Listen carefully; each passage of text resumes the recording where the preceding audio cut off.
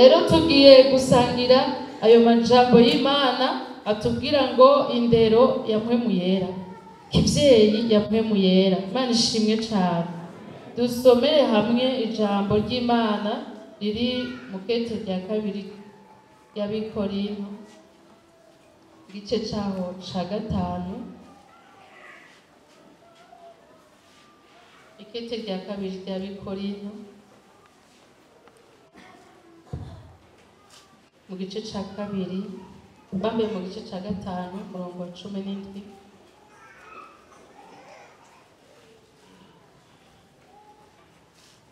Imana ihabwa icubahiro. Haravuga ngo naho nuko muntunge nari nsomye mpereye ahatariho. Nuko rero umuntu wese iyo ari muri Kristo aba ari caremwe ishaje, ivya kera biba bihise, byose biba bicitse ishaje. Imana ihabwe icubahiro cane. Amen. Numva nezerewe iri jambo rivuga ngo umuntu wese nitize igifaransa, peu importe ta provenance, utitaye iyo wavuye, utitaye kubyo wari uri n'ibyo wari ufise n'ibyari bikugoye n'uko byari bimeze, utarinze kuraba uko byari bigoye, umuntu wese iyo bikunze, aleluya, ubwo rugendo rugakunda agashinga ikirenge ciwe muri Yesu, ivya kera biba biheze, byose biba bicitse ishaje. Aleluya. Imana ishimwe cyane. Hatangura havuga ngo iyo umuntu ari muri Kristo Yesu aba ari caremwe ishaje. Aleluya. Imana ihabwe icubahiro. Numva nezerewe Imana. Ubutumwa bwiza bwa Yohani mu gice cyawo ca 3 murongo wa 6 haratubwira ngo ikivyawe n'umubiri naco nyene n'umubiri. Ivyo biroroshe kubibona. Murabona nyene iyi mibiri twambaye irafise ikintu ipfana n'abatuvyaye kinini gose. Nico gituma turi abantu tutari ingurube, kuko twavyawe n'abantu. Twambaye umubiri nk'uw'abatuvyaye, nta nubwo turi intare naho ugerageza kubyigira. Rero ikivyawe n'umubiri naco nyene n'umubiri. Haca habandanya havuga ngo ikivyawe n'impwemu naco nyene n'impwemu. Mu murongo wa 6 aha twasomye havuga bambe wa 16 aha mu kete rya kabiri y'Abikorinto 5:16. Nico gituma uhereye none tutakigira uwo tumenya kuvyo kurukoba, naho twari tuzi Kristo mu vy'umubiri, ariko noneho ntitukimumenya dutyo. Sinzi utahura muri iryo jambo, ariko jenga ijambo ry'Imana riranyereka ngo nivyo Kristo yaraje mu isi ariyerekana ari Imana yambaye umubiri, asa natwe, arambara umubiri nka twebwe. Ivyo byarabaye kandi abantu bose baramubonye, mbere n'abamubanda baramubanda, n'abamwima indaro barayimwimye, n'abamwunguruza mu bwato baramwunguruje, n'abasangiye nawe ibyo kurya barasangiye nawe. Yarabaye umuntu, yarambaye umubiri, yarabaye nkawe, yarabaye nkanje, yarakeneye guhumeka, yarakeneye arambika umusaya, yarakeneye ico yambara. Ivyo yarabibayemwo, kandi yari Imana yabikoze, yigira gutyo, yambara umubiri. Mugabo yagomba gutwereka ikintu gihambaye. Hano hatubwira ngo naho twigeze kumumenya mu buryo bw'umubiri, akambara umubiri tukamumenya, mugabo ntakimenyekana gutyo. Wa wundi Kristo yarari atari umubiri, ubu niwe ari. Amen. Umwe Yesu yarari atari uboneka w'umubiri, umwe yarari aba muri urya mubiri, ubu niwe ari. Amen. mu bituma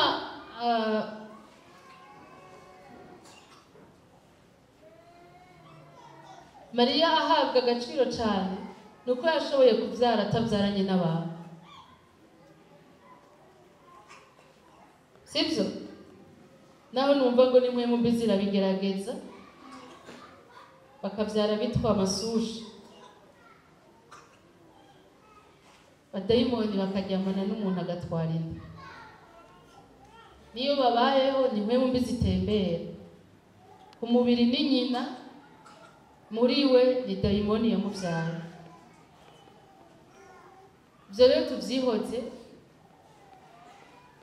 ntitwonabiharira cyane, ariko kandi ntitunabishaka kubishyira ku mutima, kuko turafise icyo dushira ku mutima gihambaye gusumba. Imana ikomerwe amashyi menshi.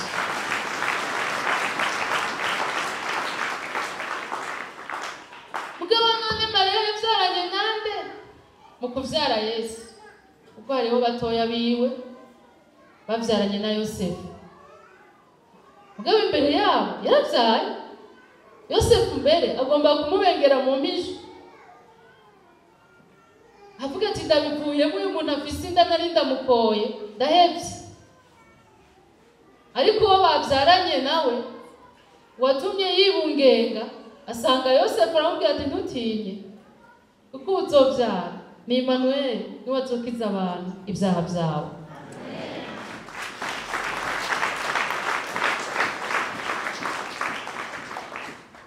Shatse kuvuga ko uko kuvuka kurahambaye, uko kuvuka kutavuye ku bantu kurakomeye. Bibiliya iratubwira ngo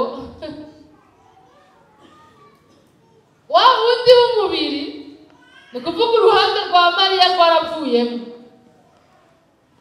mugabo acasigara ariho ari wa wundi w'impemu Imana yari yigize umuntu aganje mu bari mu isi bamwizeye. Haleluya! Ariko hari ikintu gikomeye numvamo muri aya majambo, kuko kubikurikirana n'ivyacu. Reka nsome nkurikiranije mu vyumba. Subiyemo 16 ceshirako 17. Mwe muyera bane nawe. Jambo ry'umutwe rivuga ngo ubugingo busha bwo muri Kristo. Nico gituma uhereye none tutakiwigira uwo tumenya kuvyo kurukoba, naho twari tuzi Kristo mu vy'ububiri, ariko none ntitukimumenya dutyo. Nuko rero umuntu wese iyo ari muri Kristo aba ari caremwe gisha, ibya kera biba bihise, byose biba bicitse bisha. Imana ihabwe icubahiro cyane. Haleluya! No muri mwebwe ntitukigira uwo tumenya ku by'urukoba, ntitugomba kumenya ubwoko bw'iwanyu. Ikintu gikenewe kumenya se amashure wize, ikintu gikenewe kumenya se ubutunzi ufise, ikintu gikenewe kumenya se agasura wewe wita keza canke kabi, ikintu gikenewe kumenya se uko urinde. Igihambaye ngo uwumenyekana mu bwami bw'Imana si uwo turabisha amaso, ariko ngo uwumenyekana mu bwami bw'Imana ni uwavutse ubwa kabiri aba muri wewe. Imana ikomerwe amashyi menshi. Ariko rero akandagashire utuzitizo mukumvirize. Umuntu ntashobora gukengera inzu abamwo ngo yibaze yuko atakipana nawe. Nibyo yavutse ubwa kabiri ni wamenyekana, ariko amenyekana aba muri iyi nzu. Nawe kora ko kuyiwawe. Iyo ni inzu. Ubwo rero ufise inzu ivirirana, cyangwa ufise inzu isakaje ubwatsi, cyangwa ufise inzu y'ibihunda, cyangwa ubundi nawe akaba afise inzu y'amabeton, birumvikana yuko hategerezwa kubaho itandukaniro. Kandi ibyo si mvuze iby'indwara, ahubwo mvuze yuko uwo aba muri twebwe akorera nyene muri iyi nzu. Ibikorwa akora bibonekera muri ino nzu, n'ingene biza guseruka hirya biciye muri iyi nzu. Imana ikomerwe amashyi menshi. Rero aho nashaka tubanze tuhumvikane kandi duce tubandanya twatahuranye kandi tuvyakiriye twese ko iyo umuntu ari muri Kristo Yesu aba ari caremwe bishasha, ivya kera biba biheze, vyose biba bicitse bishasha. N'amakuru y'ivyabaye rero n'urubanza rwarakuvuyeko n'imivumo yarakuvuyeko n'ibindi vyose vyarakuvuyeko, niwakire karangamuntu gashasha. Amen. Mana ishimwe. Dusome muri Galatiya mu gice cyaho ca 5 akurikiraho nyene. Galatiya igice ca 5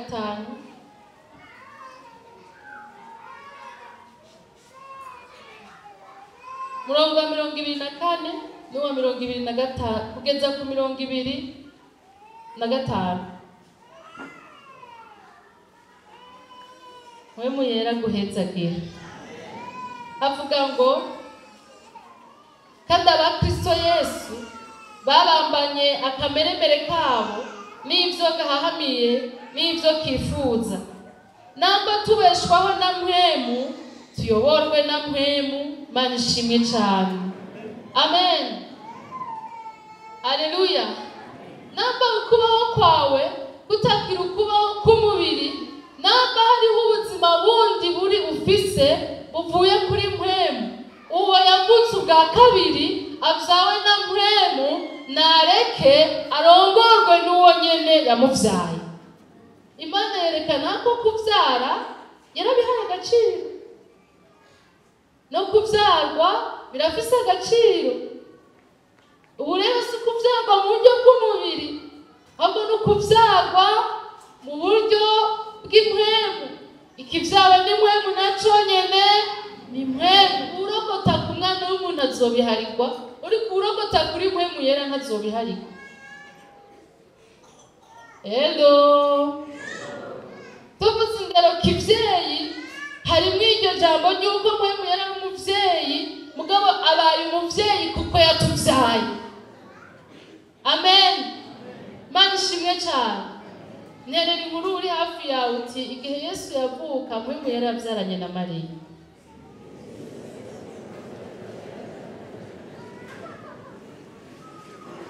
Nawe caremwe gishasha igihe wavuka mpwemu yari yavyaranye n'ishengero.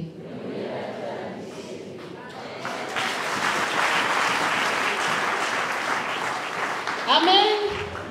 Mana ishimwe cyane.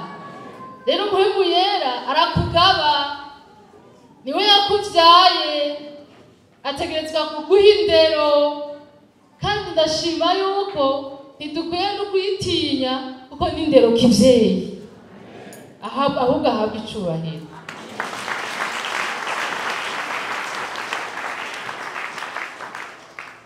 Dusome irindi jambo ry'Imana mu gice cya 2 ry'Abikorinto, hajya nyene twari tuvuye mu gice ca 3 murongo w'18.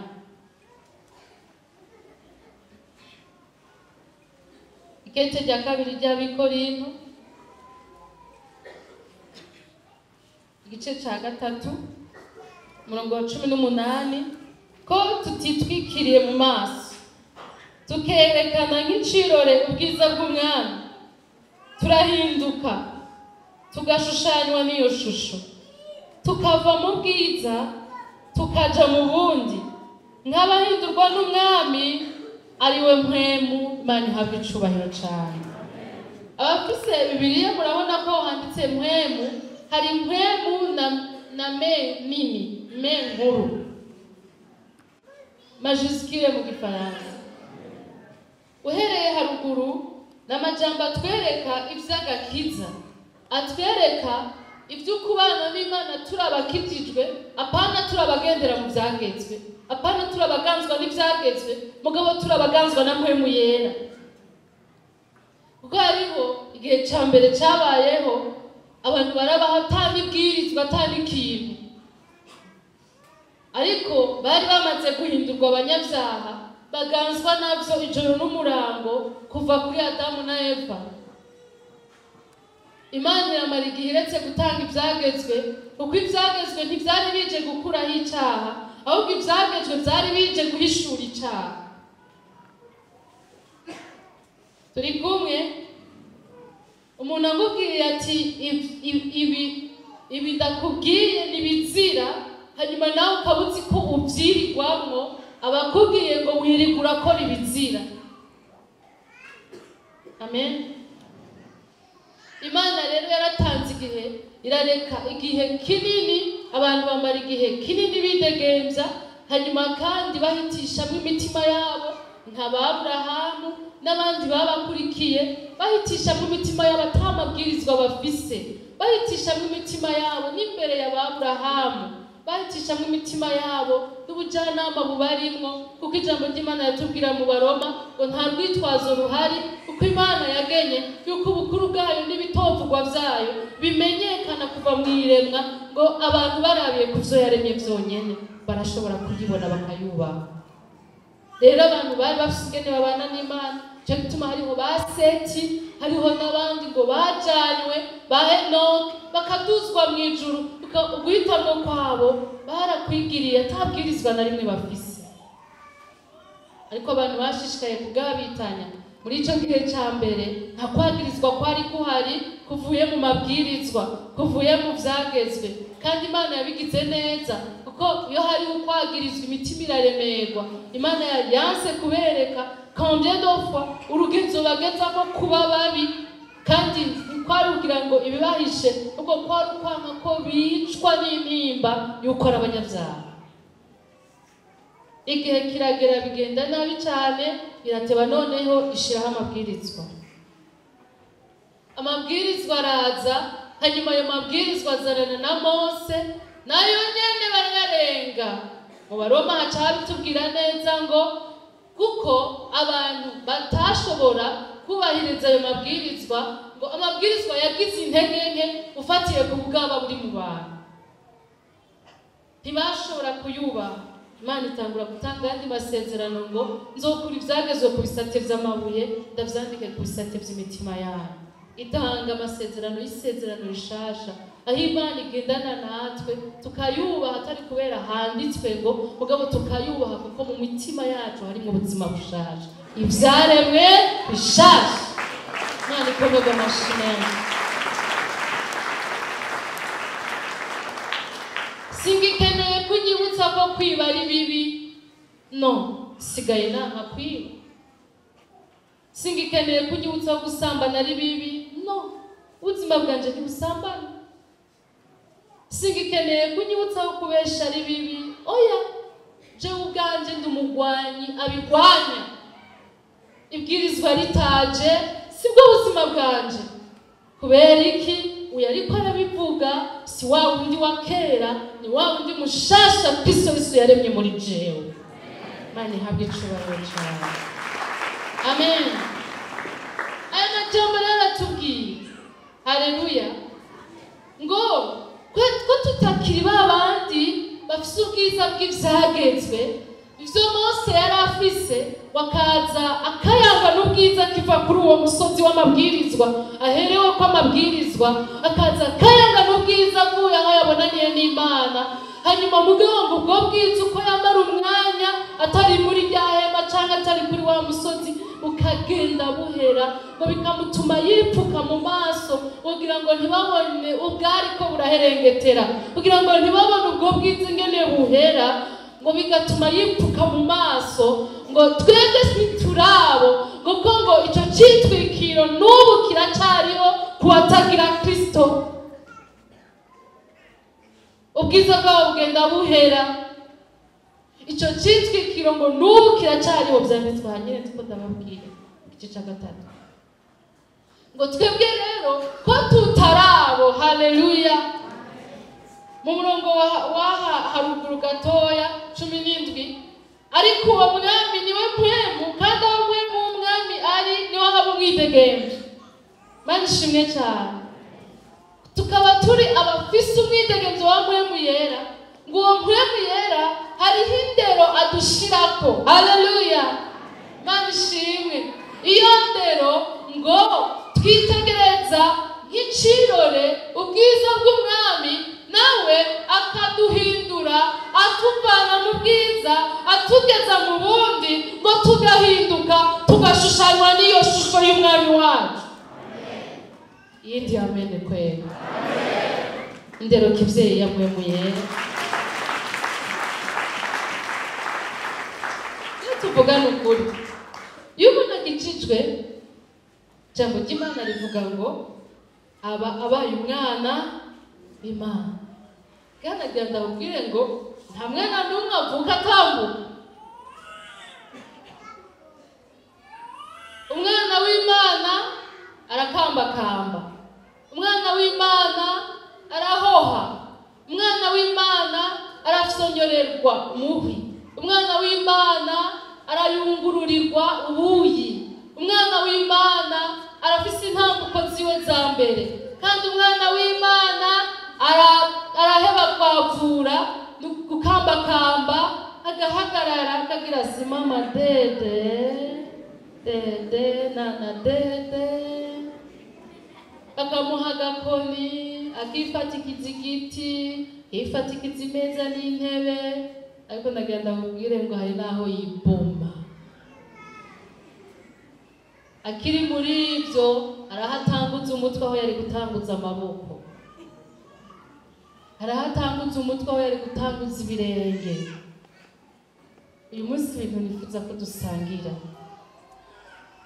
bihagaze muri iyo ndero, no kwihanganira indero ya mpwemu yera, ukayakira ukayigenderamwo. Imana ishimwe cyane. Haleluya. Iki cyambere ngaho tubonye muri uyu murongo mwandike bandika iciyumviro cyambere mu byumviro bibiri bikuru ngomba kuvugana namwe. Iciyumviro cyambere gikuru ni kuva mu bwiza kuja mu bundi. Indero ya mpwemu yera nitwama turi wa mwana. Haleluya. Kandi nitwama turi babanyantege nke. Oya, nitwama turi bya bitazi, nitwama turi bya bifatanzoka, nitwama turi bya bitwengera abarozi.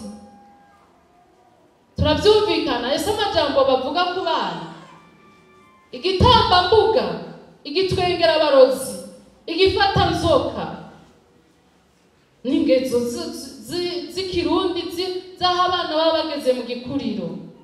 Nitwama turi babasaragurika ngo ba adolescence, naho nyene bose badasaragurika bivana no guhitamo kumwe wese. Nitwama turi wa mwana.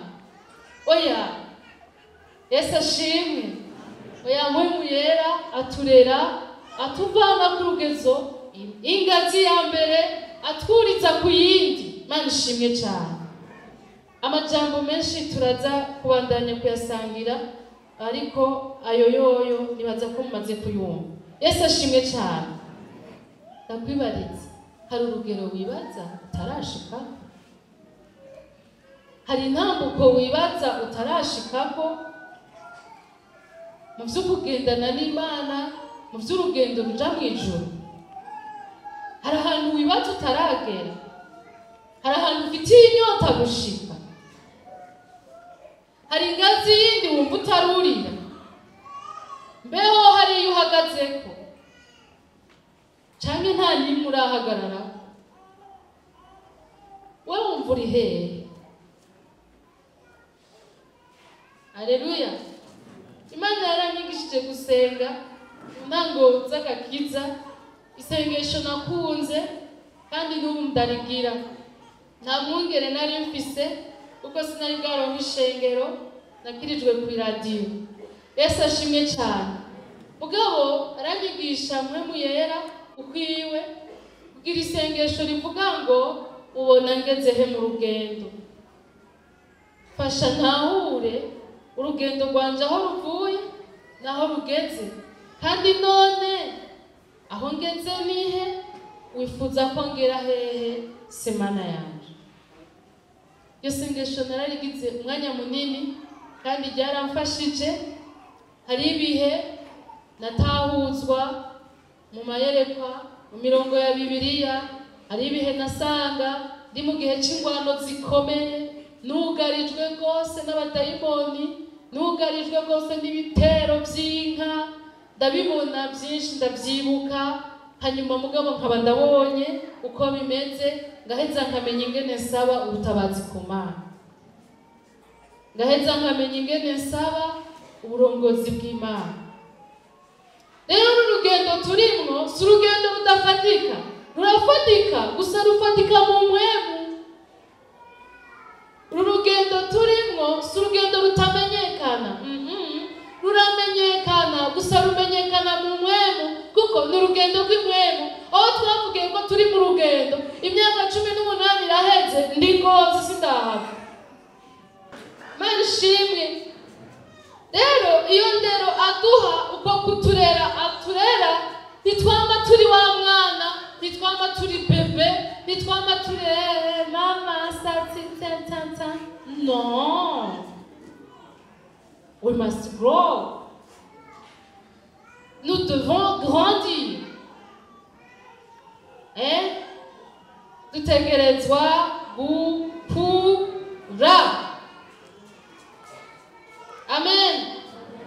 Kandi agenda batera inkuru nziza ngo umuhamagaro twahamagawe, kandi umuhamagaro jewe Yesu yambwiye igihe yambwira ivy'ubwungere ni umuhamagaro wo gukura, nta bukuri buri hano. Nobarongorera mu mavuta ntahawe sa, nobarongorera mu burongozi ntahawe. Hello, no kujana iyo nteretse, nomba ikigabo, kandi ivyo nivyo Yesu yankijije. Amavuta twahawe rero avuga ngo inyuma ntahari. Amen.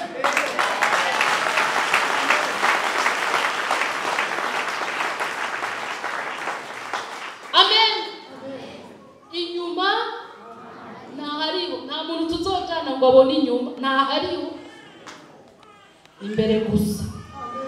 Kandi hari imbere, hari isoko nziza. Mani komega amashimeshi. Ndababwiza ukuri ibyo mvuga ndabizi. Kandi Yesu yahora yivugira amajambo bakagira ngo n'utuntu dutoya we. Yavuga ngo twe tuvuga icyo tuzi, ngo gakiza no gaturuka mu Bayuda. Akaguma bibaza rero ngo n'utuntu bavuye kuvuga. Numva ndamutahuye, n'ukuri ibyo mvuga ndabizi. Nyuma ntahari. Hariyo hari imbere. Imana ihabwe icyubahiro cyayo. Amen.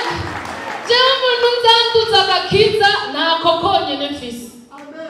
Ntagandi nahawe. Ntagakiza ko kuva mu bwiza tuja mu bundi gushika tumubonye imbona nkubone. Impundu kuri uwo mwami twiteze. Impundu kuri uwo mwami twiteze. Bisa no guhanga gihawe. Icyo nahawe nicyo nzoguha. Kandi si jewe ni Kristo muri twebwe. Umwami wacu nahabwa icyubahiro. Amen. Mundu ni zawe mwami. Ishimwe ni ryawe. Haleluya. Mana ishimwe rwose. Rero dutegerezwa gukura. Amen. Haleluya. Nta mpwemu y'ubukuri iri hano.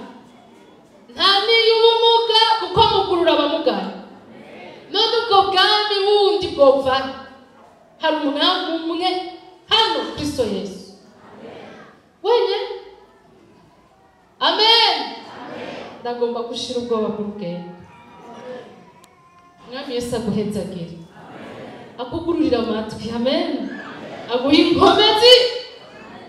Tweho twese ko tutitwikiriye mu maso nk'abafise ubwiza bugenda buhera, ahubwo tukaba twitegereza ubwiza bwiwe nk'uburaba mu kicirore. Haleluya. Turahinduka tukava mu bwiza tukaja mu bundi nk'abahindurwa n'umwami ari we mpemu yera. Haleluya. Urafise ahantu ugomba gushika, nicyo kibazo twari. urafise intambuko wumva utaratera, mwizigire ugomba kuyiguteza. Amen, haleluya. Nibyo byiwe kuko ategerezwa gukora ico ari. Amen. Ni Imana rero y'iterambere, ni Imana y'umugwiza, ni Imana y'irondoka, ni Imana byakirira akomeye rwose, yabyerekaniye mu byo yaremye. Genda ubaze urutete rw'ingano, ubaze urutete rw'ikigori, rurakubwira ko rupfumbase muri rwo ububasha, uruterere mu kibanza cyarwo gusa, ruraza kumera ruve mu izindi nyinshi, naho nyene rubanza kubora. Nivyo vyayo. Genda ubaze ifi mu kiyaga, iraza kukubwira ko yiteguriye kuva mu zindi nyinshi. Haleluya. Genda urabe igiti c'ivoka, genda kukubwira ko citeguriye kuva mu zindi nyinshi, aho uhereza kuzifungura ufata ikibuto igiterere iwawe. Anikomerwa amashimwe. Mwemwe ashobora gukora icyo atari. Haleluya.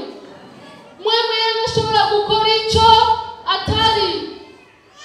Niwe azi igena urutete ruva mu ivu rugakura. Ni Imana y'ugukura, ni Imana y'ukurondoka. Amen. Ndagushimiye mwemwe yera kuduhaye kumenya ibyo ugomba mu gihe cyawe. Turagukomeye amashimwe.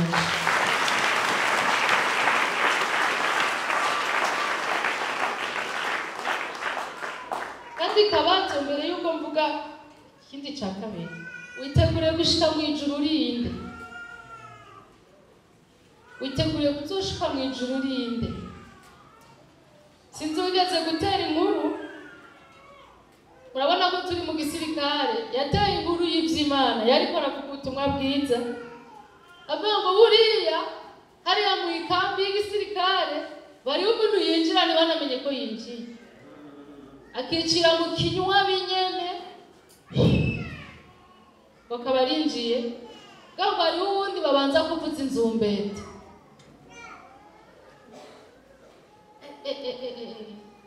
Hindura imyambaro, ipange neza, araje inde wa wundi. Barinze bavuga ibyo bakora bonyine bacamenye uwinjiye uwo ari we. Singomba kugushira mu mahiganwa y'umubiri, mugabo ngomba kugushira mu mahiganwa y'ico Yesu akwitezeko. Amen, haleluya. Ntuhiganwe n'umuntu n'umwe, ko nta n'umwe musa uri wenyine. Mugabo hariho amahiganwa mukwiye guhiga, ukavuga uti ibi bitarakunda sinjya sindyama, ico Yesu agomba ku buzima bwanjye kitarashika sindyama. Jambo ry'Imana rivuga muri Zaburi ngo nukuri nkazokwemera kurira ku buriri bwanjye, ngo ndubikize ibigohe ku maso yanjye, ngo ntararonkera inkomezi ya Yakobo aho kuba, ntararonkera Uhoraho inzu. Amen. Ubuhizi uhiga nabwo ntibukwiye kuba ubw'umubiri, mugabo higa n'icyo Imana igomba ku buzima bwawe. Unaga urutoki uvuga uti bitarashika sinzorya, ntegerezwa gushika ku iyerekwa ry'Imana riri ku buzima bwawe. Avuga ngene noyi urasinziriye, kanura, Imana nifise imigambi mito kuri wewe. Ninde muri mwebwe yorera umwana ashaka ko azovamwo maraya? Ninde muri mwebwe yorera umwana ashaka ko azovamwo umuhimbiri baza baraterera hirya? Ninde muri mwebwe yorera umwana ashaka ko azovamwo uwo basuzugura? Ninde muri mwebwe yorera umwana ashaka ko azovamwo utumva n'ibyo abantu bavuga, akengeretse ikimuga, ikireko, igicira inkonda, ikitagira agaciro, uvuga ntibumvirize? Ninde yobishaka muri mwebwe? Ko muzi guha ibyiza abana banyu, ni gute so wo mw'ijuru atazoha ibyiza bari musavye? Ndega ndenganya mwami ndenganya menya amabanga ngerere muri mpwemu yera noye kwama mu mubiri saha gusa hari n'ahandi ndagomba kuhangeza. Komera Imana amashyi ntabwo byizeye.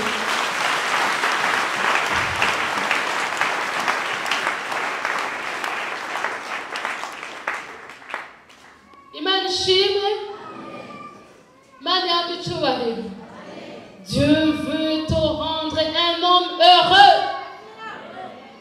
Imana igomba kukugira umuntu aguwe neza. Kandi uko kugubwa neza si uko ibijuju ni uko abanyabwenge. Turi mu mwaka w'ubwenge bwa kera.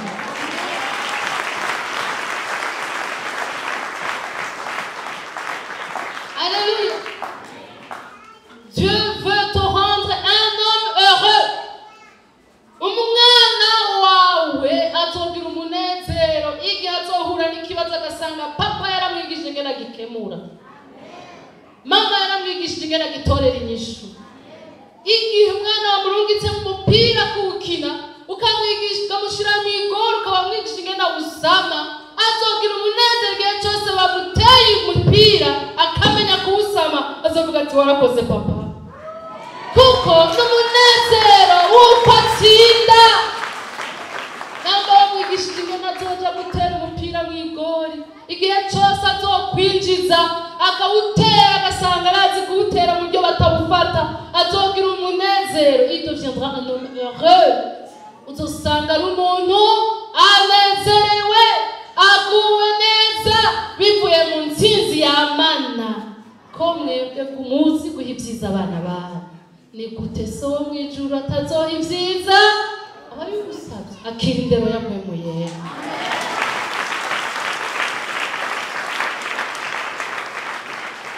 Niyo point ya kabiri nshashikira kandi ya nyuma. Haleluya. Ni agaciro akamaro ko kumenyerezwa nawe, kuba mu myimenyerezo ya mpwemu yera, kumenyerezwa kw'abana b'Imana birafise agaciro. Les entraînements auxquels nous entraîne zizotugirira akamaro ubu no muri kazoza. Bibiliya itubwira ngo kwimenyereza k'umubiri kugira ikimazi kuri bike, ariko kwimenyereza kw'imwemu kugira ikimazi mu by'ubugingo no mu busoza. Imana ishimwe cyane. Haleluya. Turi mu mwaka w'ubwenge. Imana iduhe ubwenge. Haleluya. Ndasubiye kubisubiramo.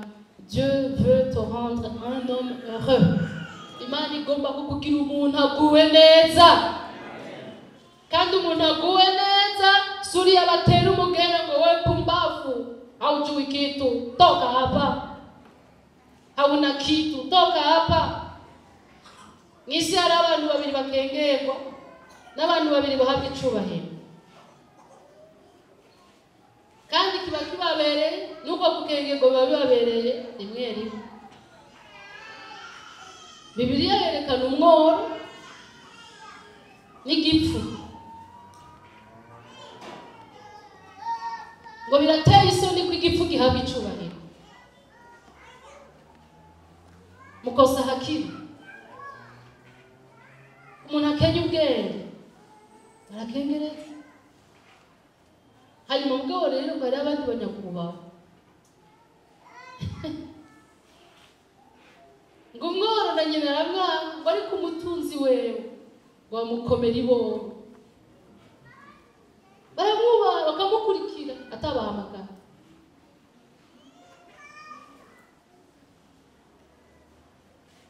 Ariko hari undi kandi yubashwe ngo ni umunyabwenge, kumva inama yiwe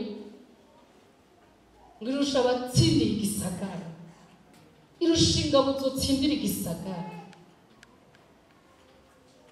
Kandi agenda abubwire ngo ibyo byose mpwemu yera arashaka kubiduha.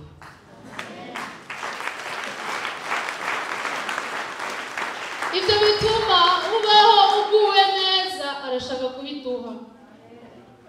Yesu ashimwe. Abaheburayo 5:11 kugeza ku 14. Abaheburayo 5:11 kugeza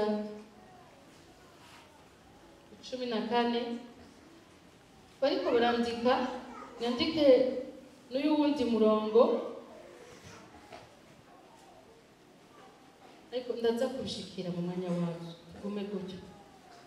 11:14 tumufise ko byinshi byo kuvuga kandi bigoye isobanura kuko nabaye bitumva, naho mwari mugeze kuba abigisha kuko mumaze igihe kirekire mwiga. Murabyumva? Mumaze igihe kirekire mugira gute? Mwiga.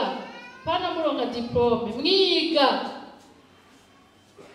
Mukwiye kongera kwigishwa namwe nyene ibya mbere by'itanguriro ry'ibyavuzwe n'Imana, kandi mwahindutse abakwiye gutungwa n'amata, si ukugaburirwa ibyo kurya bigumye, kuko utunzwe n'amata abataramenya ijambo ryo kugororoka, kuko aba ari uruhinja. Ariko ibyo kurya bigumye ni iby'abakuze bafise ubwenge, maze kubwo kwama babukoresha bumogorera gutandukanya ikibi n'iciza. Imana ishimwe cyane. Hano sindateba mugabo n'amajambo atwereka yuko hariho ahantu twari kuba tugeze, mugabo ikintu gituma tuhagera ni uko ibyo twigishijwe tubitahura. Yesu adufashe cyane. Rero hano harimo imvugo y'ukwicuza no kubabara, yuko ngo biracakenewe gusubira kubaha aba bantu bariko barandikirwa no muri twebwe bo babarimo, ngo biracakenewe gusubira kubigisha ibya mbere by'ihishura ry'Imana. Mu Gifaransa bavuga révélation, ibya mbere by'iby'Imana ihishura, kubera nyene ngo batevye kumva naho ngo bize kenshi. Nagira mwumve ibi bintu mwe mwerakora kwiga kangahe kenshi, kwiga kenshi. Je ndamaze kubibona hariho inyungu yo gusubiramo, hariho inyungu yo kwiga ikintu ugasubira ukaciga. Naho waba wagitoye ubwa mbere, rya kabiri usubire, n'irya gatatu ugasubira, usanga cahindutse kimwe mu ngingo zikugize. Hariho abantu ngaha boba baratwaye umuduga baborewe, ubwo bakija kuwiga naho batari banyoye ntibabishobora. Mugabo icyatumye babishobora gutwara banaborewe nuko byababereye akamenyero gutwara umuduga. Natwe iby'Imana hari aho uko ugira rimwe n'akarorero, ukagomba kubyuka gusenga ukabigira rimwe, wumva biranse, ugaca uvuga ngo ibi bintu si ibyanje. Byari ibyawe kuko n'abandi sibyo bavukiyeho, barimenyereje. Biga irya mbere n'irya kabiri n'irya gatatu, barananirwa, hamwe baronka 2, ahandi 3, ahandi 4 ku 10, hanyuma barateba bararonka n'6, bararonka n'7. Byasaba iki ko wemera kwimenyereza? Mani tufashe cyane. Kandi rero kuko ngo batemeye kwimenyereza, bakigishwa kenshi ko ntibabibabare, noneho ngo babaye abantu baguma ari ababebe. Nimwiyumvira uruyoya rw'imyaka nk'itanu, uruyoya rw'imyaka 5 baguma baha amata, ngo mwahindutse aho gutungwa n'amata, ngo si ibyo kurya bigumye, kuko ibyo kurya bigumye ngo ni iby'abakutse, ngo abantu bamenyereye gukoresha ubwenge bwabo kumogora, murabyumva, bakamogorera gutandukanya iciza n'ikibi. Mwe muyera rero ni muryohera ko kumana abantu ari ababebe, agomba ko abantu yabyaye bakura. Niwakire gukura mu izina rya Yesu.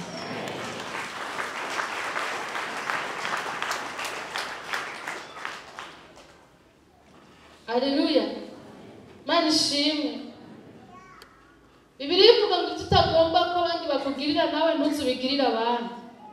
Nawe nimba utagomba ko umwana wawe azoguma ari umubebe, nawe ntugirire nabi mpwemu yera ngo umwana wiwe ari wewe waguma ari umubebe. amen. Imana ishimwe cyane. Rero icyambere muri ibi nshaka kuvuga ibintu bisabwa.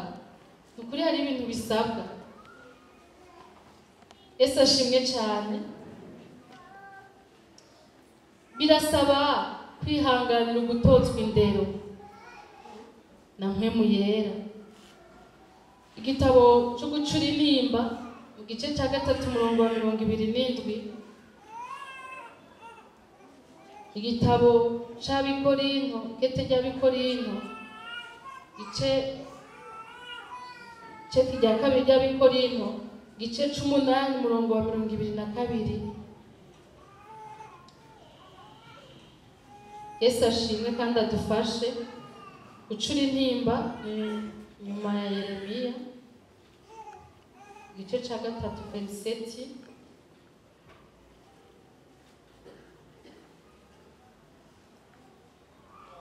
Haravuga ngo ni byiza ko umuntu amenyerezwa ingogo yo kuganzwa akiri muto.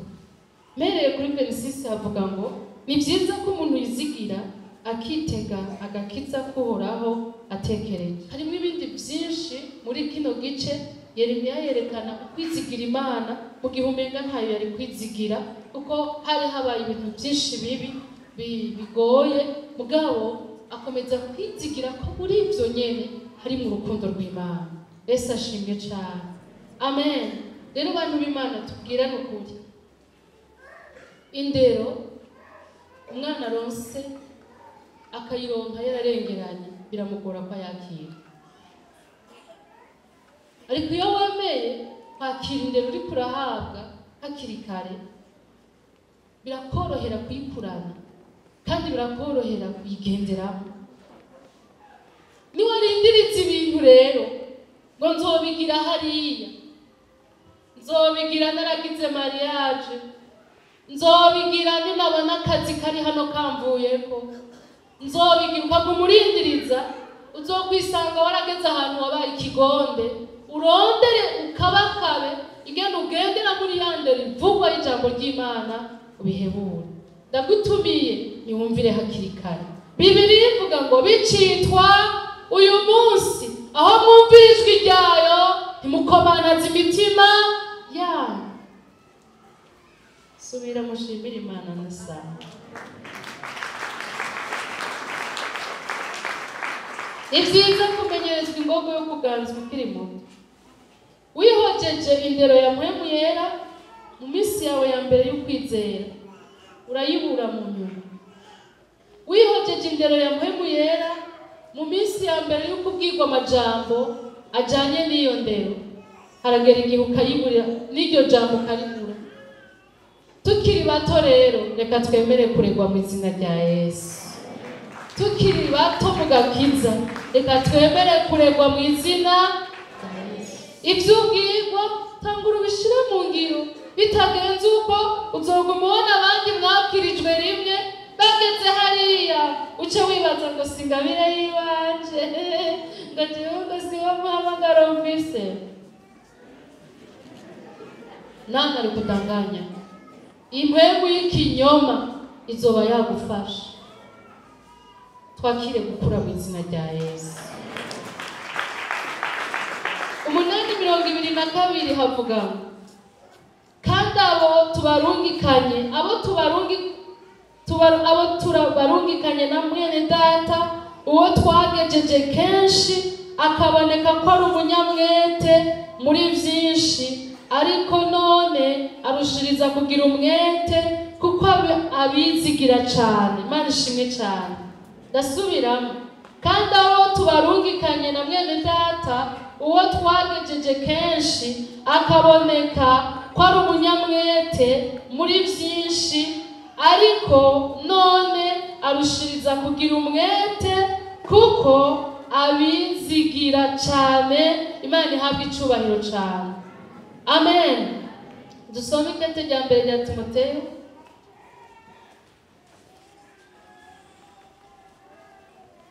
gatatu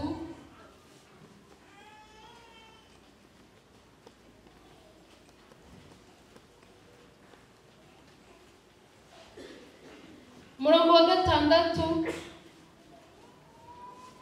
gatatu umurongo wa gatandatu cyo dusoma n'uw'icumi. kandi ntakwiye kuba muto mu kwizera kugira ngo ntiyikakishe ngo atembe agacirwa ku iteka wa murwanizi yaciriweko. Ndasubiramo, kandi ntakwiye kuba muto mu kwizera kugira ngo ntiyikakishe ngo atembe agacirwa ku iteka wa murwanizi yaciriweko. Umurongo wa 10, kandi abo babanze kugezwa maze nibataboneka k'umugayo babone gukora igikorwa cy'ibango ryabo. Imana ishimwe cyane. Haleluya.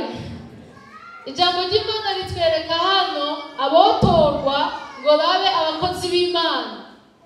Hariya hambere twasomye Pawulo yariko arandikira ab'Ikorinto ababwira ko barungitse Tito barungikanye n'abandi bantu n'undi ngo mwene data atavuze izina, avuga ngo ariko uwo mwene data baramugejeje ngo yagejejwe kenshi, baramupimye icyarimwo icyarico.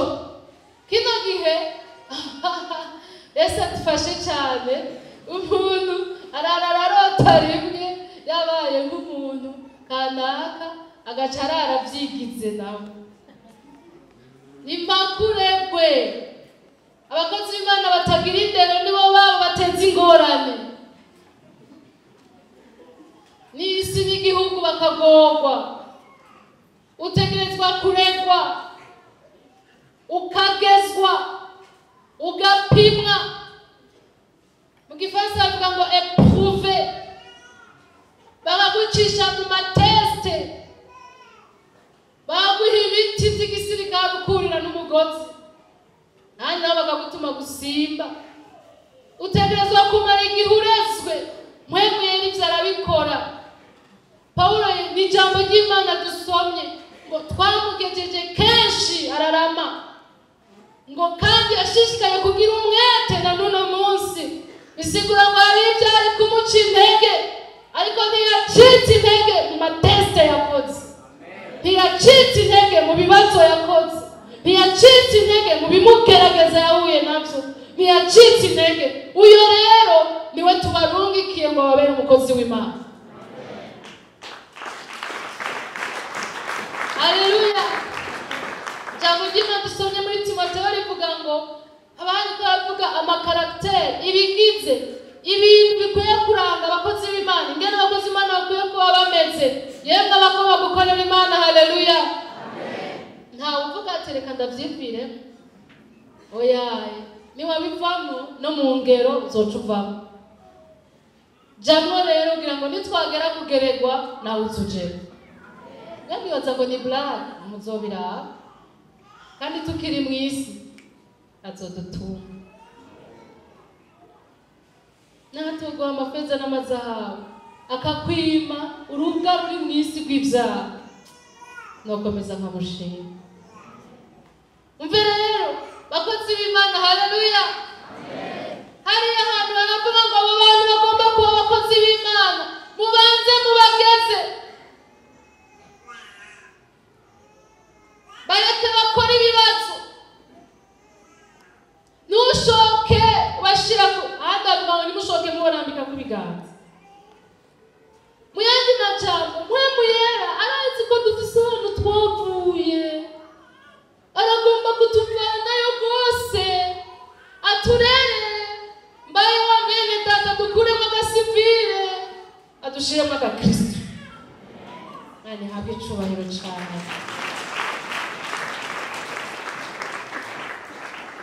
Haleluya.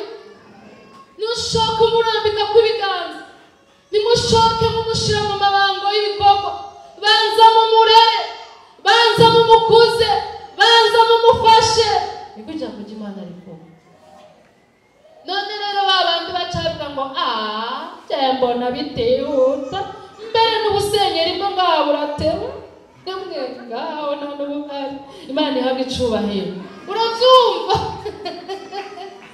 Mwemwe yararera mugenzi.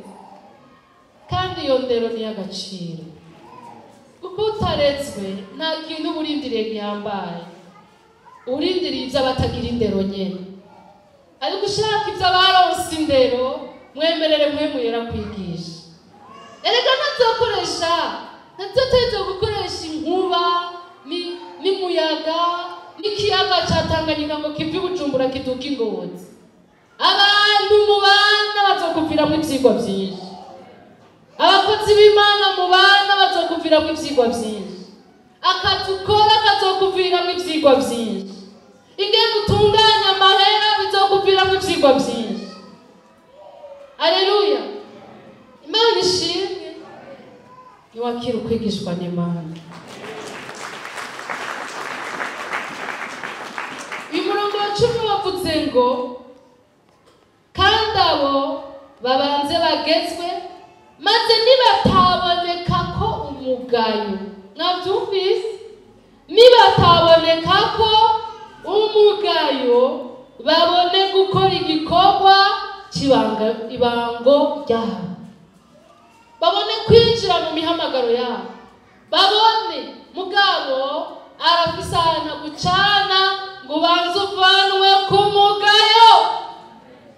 Erega n'inyungu zacu. Ubwo mwe murazi ingene bibishe umuntu yuzuye ibipete canke yuzuye ivyubahiro, akanyonga urutuga runini rwiza canke urutege, hanyuma mugabo arenganya ngo he caki ngabo, arenganye bakavuga ngo he caki gore, bakabona imodoka utwaye ko ari nziza, mugabo uri muri yo bagasanga wewe ntibamushima. Birabishe baje. Muhemu yaragomba kudukiza umugayo, byakire akira indero yiwe. Imana ishimwe. Ibikurikira ndabivuge nk'ibyo tugira dusengere.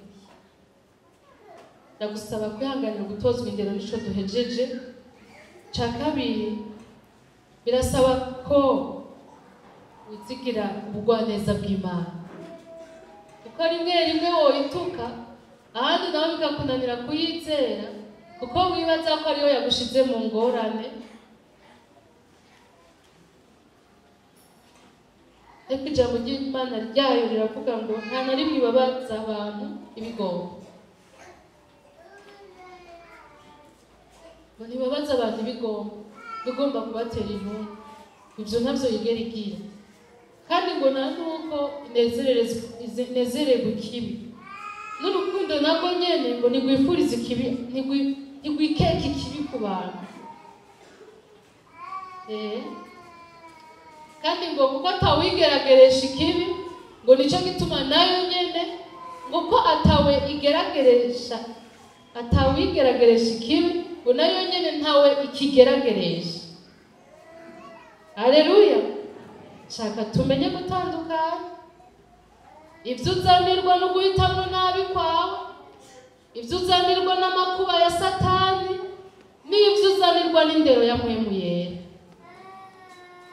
Turi kumwe bantu b'Imana. Imana ni nziza.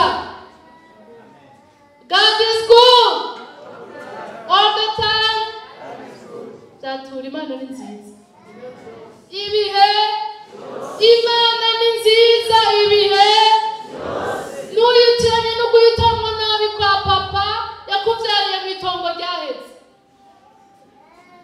Nuyitiranye no guhitamwo nabi kwawe kwita ku bisonga bikuzibura. Nuyitiranye. Imana ntawe ikorera ikibi, no, gusa ibibi uvyihaye birifitiye ingero yavyo. Kandi nivyo mama wawe abaye nkaguhetse akava mu manga buragwanayo. Si Imana rero. Ntituvyitiranye. Indero ya Mpwemu Yera ntibica bisigura yuko iguteza ingwara cyangwa ubugumba cyangwa ibiki. Turi mu gihe kidasanzwe c'ubuntu bw'Imana, ukaba uri muri Kristo Yesu, ivyo nta masezerano yavyo biriyo. Ariyo no. Yadukuye ku muvumo wose. Abandi wareke barira amarira yabo, mugabo muri Kristo Yesu twahindutse ibyaremwe bishasha, amasezerano yacu ari ukundi. Komera Imana amashyi.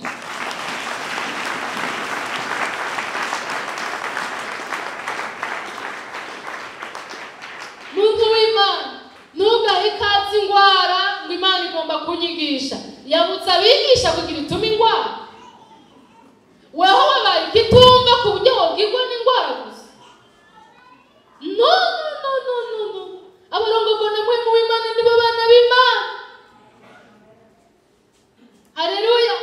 Aratubwira mu ndoto, aratubwira muri Bibiliya, aratubwira mu gikorane, aratubwira mu bavugishwa, aratubwira mu mayerekwa, aratubwira mu ijwi ryo mu mutima, aratubwira ntiyorinda gutuma ingwara si umukene wabigisha. Soyons désillusionnés. Dukureho urwikekwe rubi ku Mana. Amen.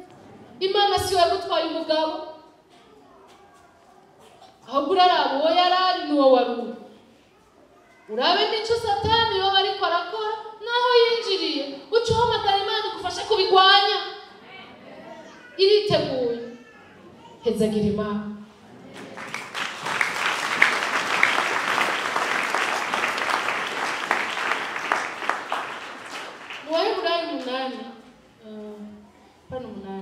Muwaheburayo mu gice cya 13 umurongo wa 12. 3 umurongo wa 12.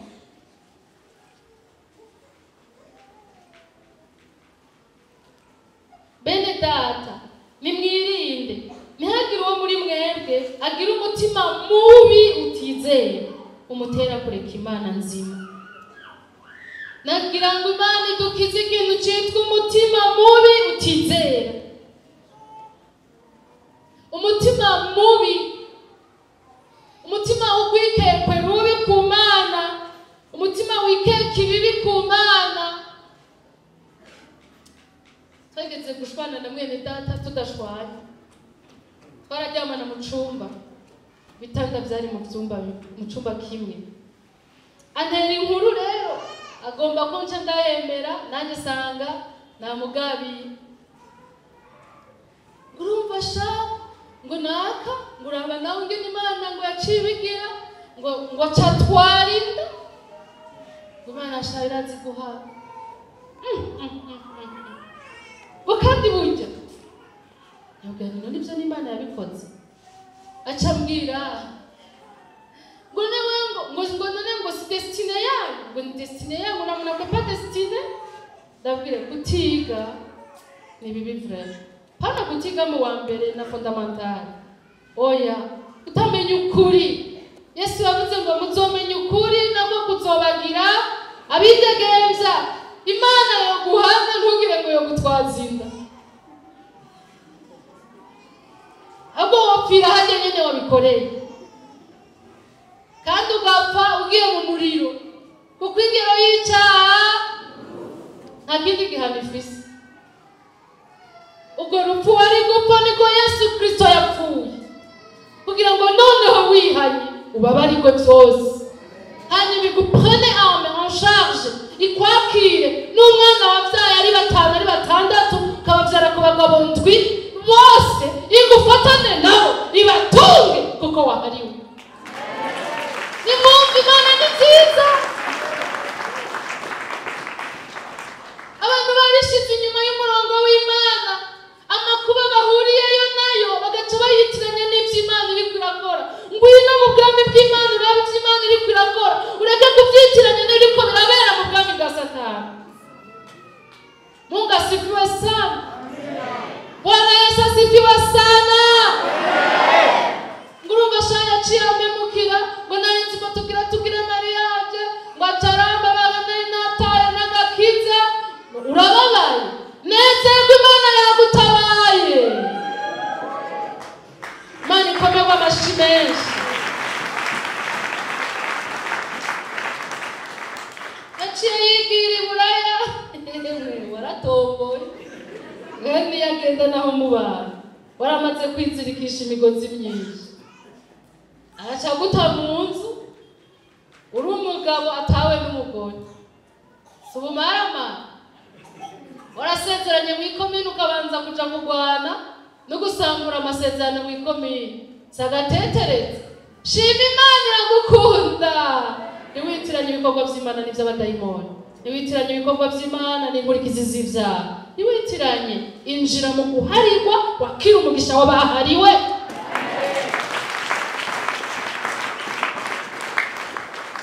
Kandi wihanganye kuko hariho ibizomara umwanya. Wihanganye hariho ibizotera. None wari uhetse uruyoya utagira n'iranje yo kugwambika ugira icyo utekerezwa kurara uyironse uyu munsi nyene kazima wahariwe. Kazima umwana wawe atazoba umunyangeso mbi nka wewe. Ni vyinshi Imana ikora. Tukanure turabugwaneza bw'Imana. Imana ni nziza. Imana ni nziza. Ni waba uri kurigishwa na mpwemu yera nta vyaha izoguteza. Ntikwigishiriza mu makuba y'ivyo yapfiriye.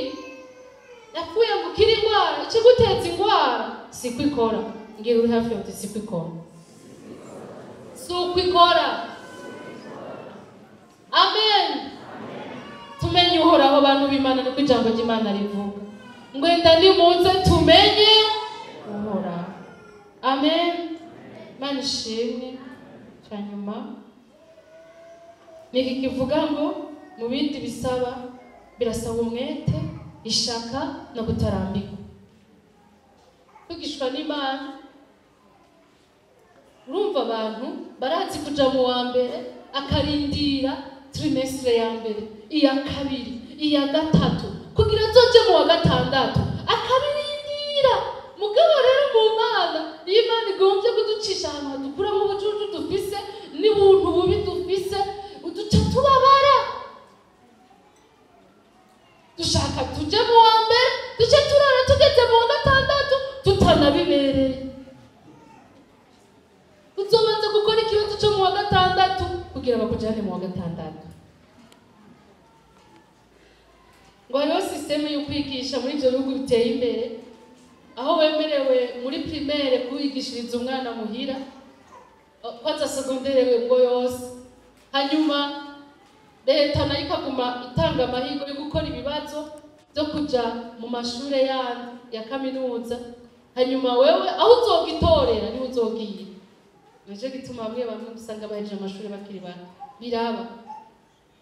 Nanje ndagenda kubwira umve numwitegevyo bose urashobora gufata ibyo wokwize mu myaka 10 ukavyiga mu mezi 4 kandi Imana ikarari kugiza umuntu wayo kwera ikaguhagarika mu kibanza kanaka. Ndanezerewe ko iryo jambo ngiye ndarivuze. Imana ihabwe icubahiro.